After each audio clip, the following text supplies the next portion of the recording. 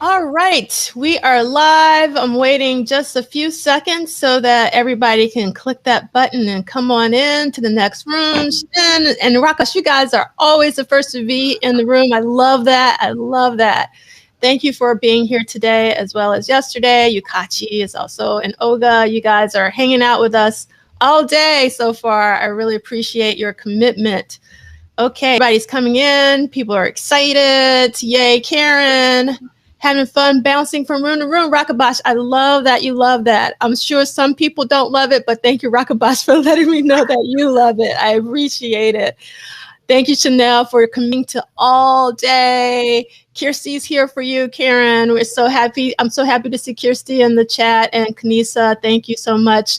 And Kanisa says, Karen's outfit, though. So, you know, Karen always brings it. Karen and Key are our fashion gurus. So we're going to get this started because we are behind and I do want to get back, but people are loving the pin. Karen, just so you know, people are loving that pin. All right. This is the best way to wear it, right? Yeah.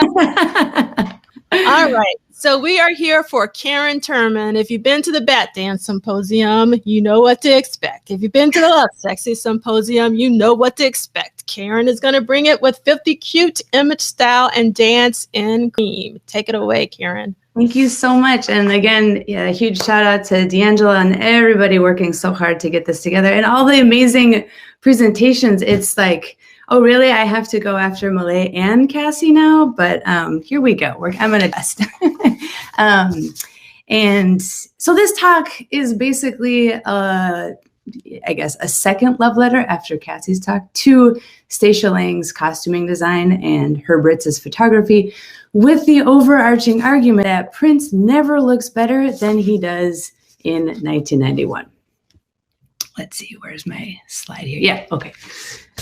When D'Angelo asked me to speak about style this year, I realized I'd been waiting to finally get to talk about Prince during Diamonds and Pearls, because this is my favorite era as far as his style and his image are concerned. And then this, of course, like led me to analyze why is that, and I headed down a rabbit hole of imagery related to the Cream video. So we're going to give some love to Cream right now after so much Get Off love. And I know that Cassie had this amazing presentation ready to go. So I was like, all right, we'll talk about Cream. We'll give some thought into that. So famously, it was his last #1 hit. And like kind of the first time we see him in his iconic pompadour and the new tailored silhouette in its fully refined shape, right?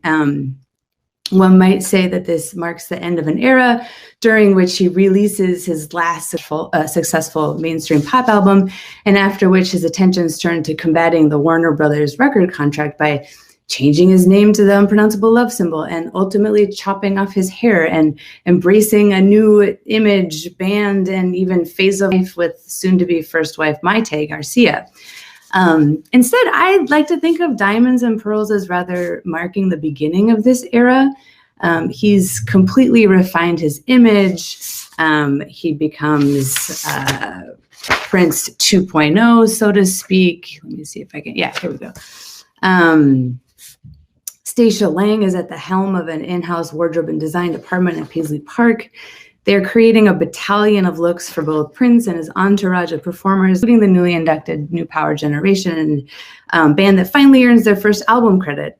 So for this talk, I'm just going to analyze the aesthetic, style, and choreography as Cream as this crystallization of Prince's pop dandy image, showcasing the completed transition from his late 1980s rebranding to mark his inauguration into the 1990s.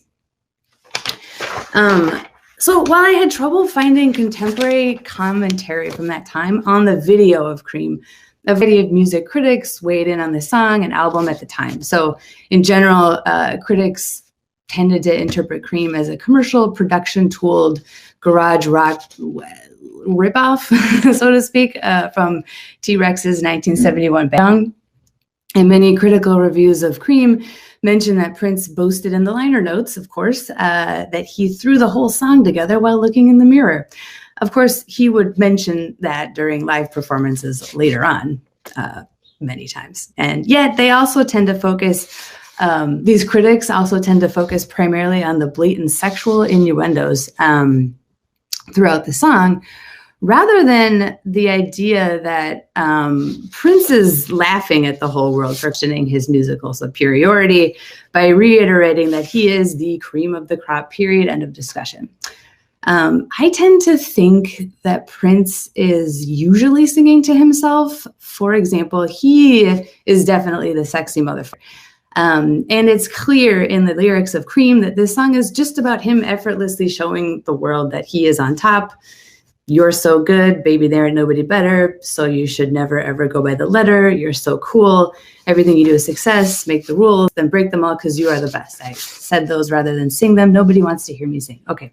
While this has been said before, obviously, and specifically by Matthew Wilkening, I want to address the playful and self-referential visual imagery that runs throughout the Diamonds and Pearls collection of videos, but mainly specifically Cream. So first, just a little context to get us all on the same page, as I know I usually need this. Filmed in late May, early June of 91, first aired September 9th, 91, so 5 days after the Arsenio Hall show concert, where Prince did play the song and even wore the outfit from the video, but I think he's actually wearing the outfit from the video for a different song. I'd have to go back and look.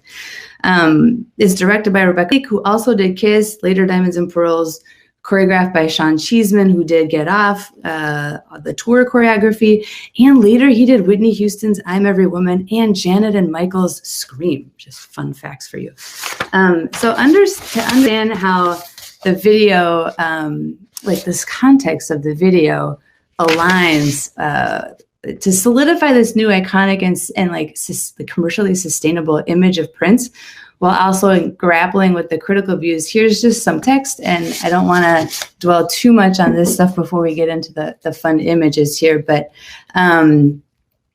so basically, you know, Cream didn't have the best beginning. He hadn't had a lot of huge, commercially successful albums since Purple Rain. The single came out, like I said, September 9th, and it got a ton of airplay, right? Then we get the release of the album, and then it becomes, boom, the biggest album since Purple Rain with 4 top 30 singles. So with this context in mind and the interpretation of that information as like clear intention to strategize the release of Diamonds and Pearls album and ensure its mainstream success, let's look at the visuals of Cream, the Cream music. So this video narrative takes the viewer along a journey through the framework of a playful imaginary series of spaces.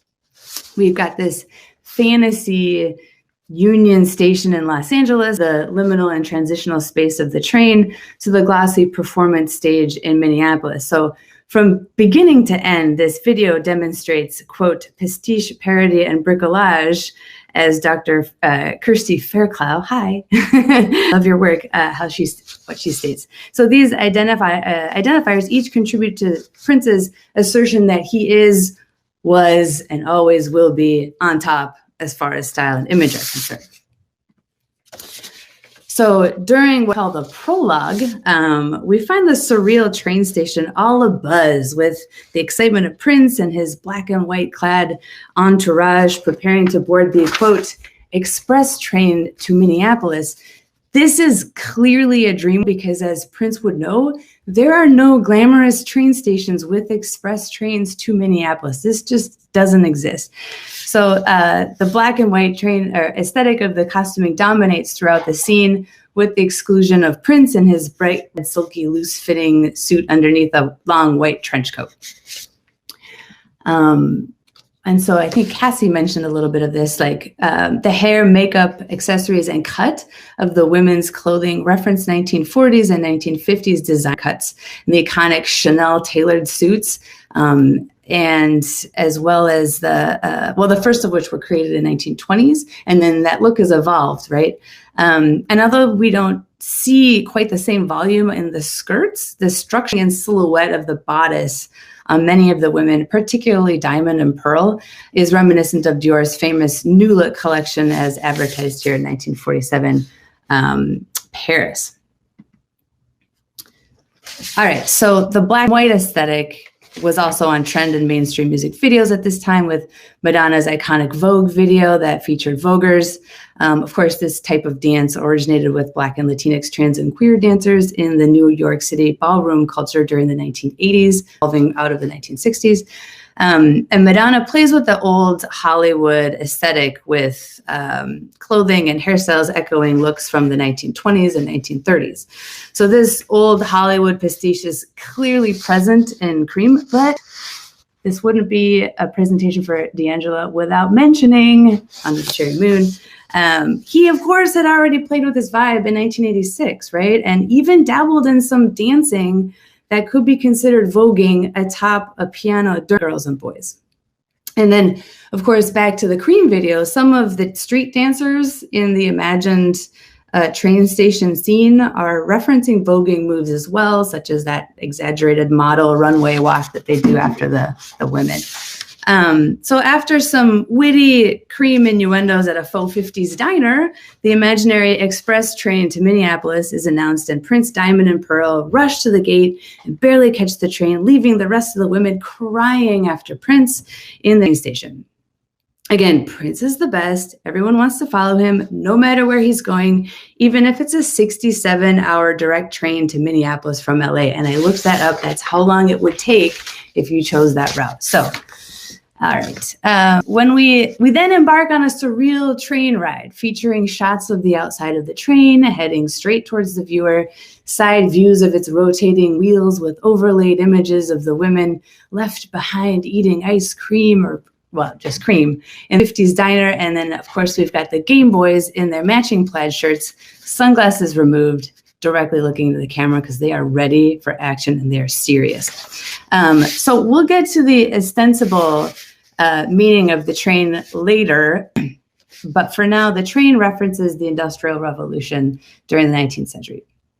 And these images are in line with other mainstream music videos from the late 80s, early 90s, such as Janet Jackson's masterpiece, Rhythm Nation, perhaps less of a masterpiece, CNC Music Factory's Things That Make You Go, but it's still part of that early steampunk idea of gears and factories and steam and other types of machinery, all filmed in black and white as well.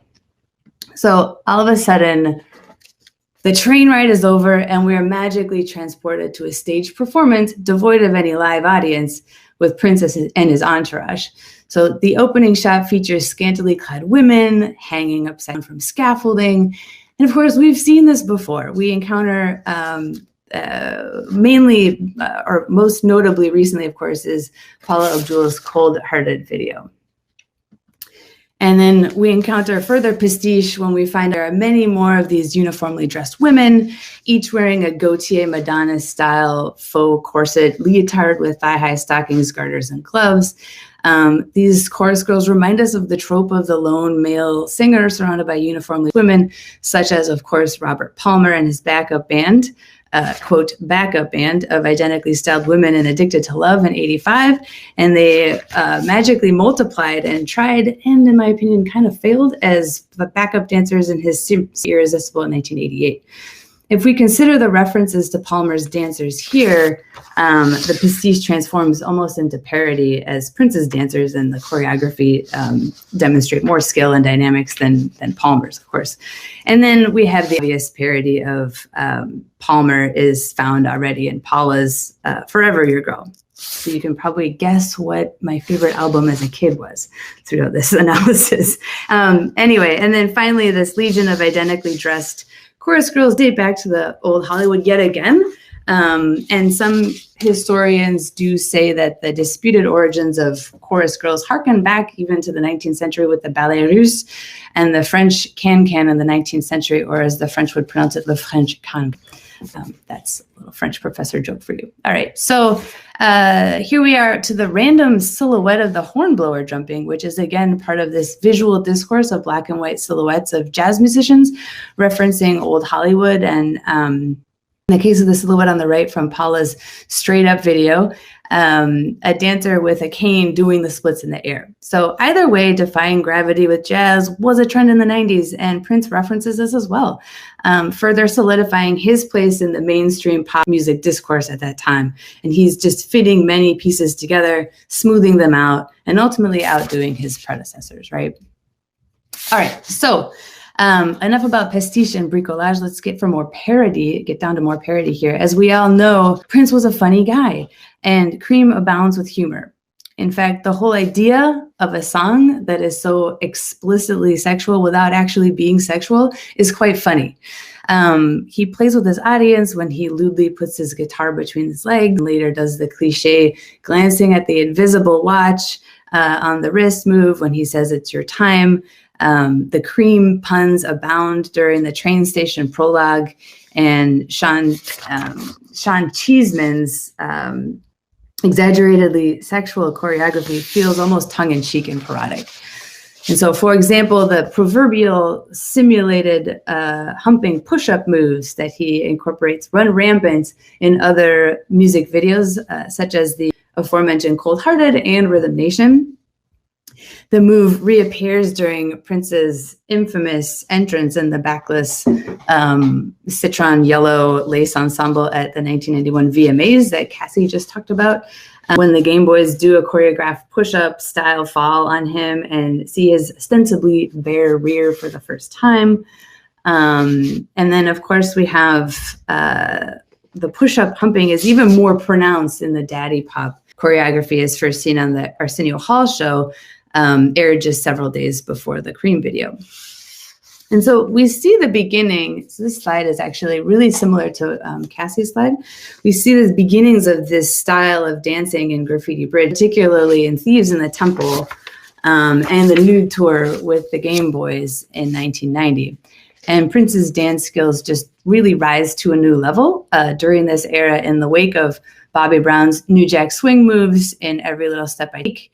We've got MC Hammer's You Can't Touch This in 1990. And of course, there's just tons of different dance moves, not just the little like shuffle to the slide, although that's pretty iconic. And of course, I chose that still of Bobby Brown specifically to make a nice, lovely comparison, because I know we've seen these images before today, but really you just can't get enough of that poolside glamour, right? And gangsta glam. And a special shout out to like Tony M's amazing swimsuit back here with his. So, oh yeah.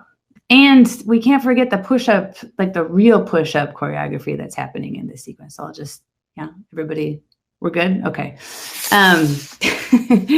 So now on to Prince's actual look, finally. He is completely transformed from the imagined train station prologue scene. He is buttoned up in a fitted waistcoat with shawl lapels, tailored high-waisted pants, and a collar and a tie that match the print on his waistcoat. The only other time I can recall him wearing a tie is during the video concert performance of Another Lever Hole in Your Head in 1986 on the Parade Tour. And he's got this yellow zoot suit inspired look, which is, probably intentionally the same color as that guitar that was chosen for Cream.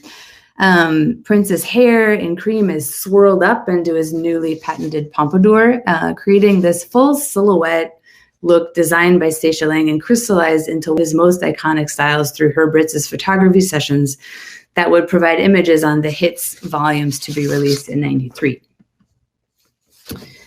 Now, if we take a step back from all the parody, bricolage, and pastiche happening in this video in which Prince is showing everyone how he's still on top and invented getting on top, I'm going to lean in on this train metaphor for a second. So this moment in the video takes us from one distinct Prince look to the next, representing this clear-cut transition from 89-90 Prince to the new Apex Prince of 91.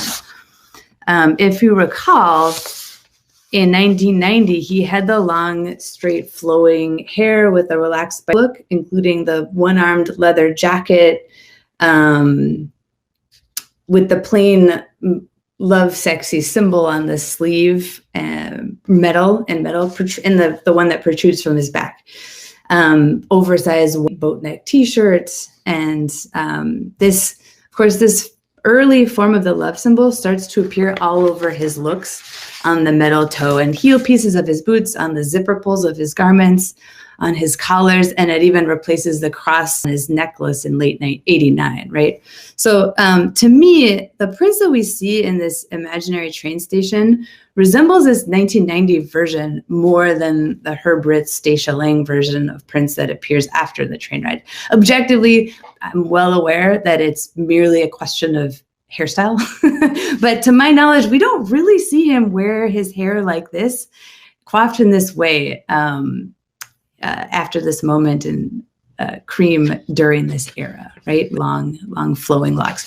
And let me just be clear, he still looks very good in 1990, but I'm all about 1991.